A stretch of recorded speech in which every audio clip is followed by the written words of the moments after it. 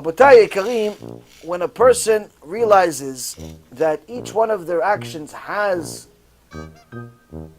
magnitude to stay here for a long time, he has to start weighing his options. There was some scientists did some research, and they wanted to evaluate how long do certain materials in the world last.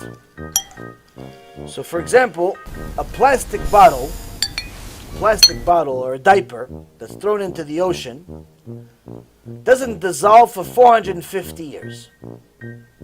So you take a piece of plastic, you throw it into the ocean instead of throwing it into the garbage, or you decide that you want to throw your kid's diaper into the ocean. The scientists said that it's going to take 450 years for this thing to disappear from the world.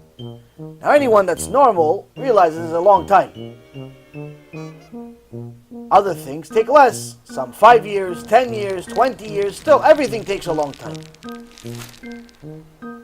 But nonetheless, if you take a piece of plastic, every normal human being will understand that that piece of plastic lasting in the world for 450 years, that's a lot of lifetimes.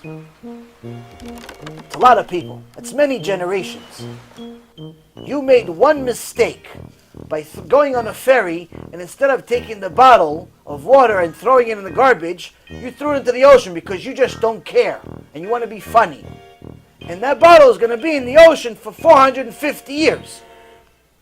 People are going to have to look at this bottle. It's going to do something in the world. You're going to have an impact for 450 years in the world because of this one action that took you literally a second. You took a bottle, you threw it in the woods. Somebody else will pick it up. And nobody picked it up for 450 years. That's your stamp. You're in the woods. In Shemaim, after a person leaves, they say, oh, by the way, that bottle you threw out and you polluted the world that Hashem created, that's you. That's you, that bottle. And that wrapper, and that cap, and that machine that stopped working, and so on and so forth. That piece of plastic you threw in the world, that's 450 years, you're in the world. 450 years, you're everywhere. Except it just sins everywhere. Sins everywhere. That's something any normal person can understand. Why? Because all of us have probably done it at some point. We threw a bottle somewhere it doesn't belong. We threw a wrapper where it doesn't belong.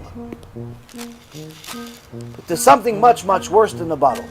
There's something much worse than a piece of plastic, because even the plastic eventually will dissolve. Even the plastic will eventually leave the world after 450 years. And that's when a person makes an action against Hashem. She says Lashon Hara about her best friend. Her best friend. She says Lashon Hara about her. What kind of best friend is this? By the way, you should know, Lashon Hara only comes from best friends. Doesn't come from enemies. Your enemies don't care enough about you to say Lashon Hara. The best friends say Lashon Hara. She says Lashon Hara about her best friend. That Lashon Hara breaks up a shidduch. In Shemaim, a person goes up to Shemaim and says, oh, let me show you what kind of effect you had for eternity. That shidduch was supposed to yield 8 kids. Instead, she had a different shidduch with 3 kids. Okay, 3 kids are good, they're all tzadikim, but it's not 8 kids. What happened? One of those 5 kids that's missing was going to be a big mezakeh rabim. He was going to help 60,000 Jews come back to Hashem. But now he's not in the world. Why? Because you said Lashon Hara one time. You said Lashon Hara one time, 60,000 people didn't do tshuva. Anyone that starts thinking and delving into their actions before they do it, they start thinking, you know what? It's just not worth it. Not that I don't want to sin. It's not worth it to sin. Chazakim ubruchim. Let's say thank you Hashem for more Torah. 1, 2, 3. Baruch Hashem. 1, 2, 3.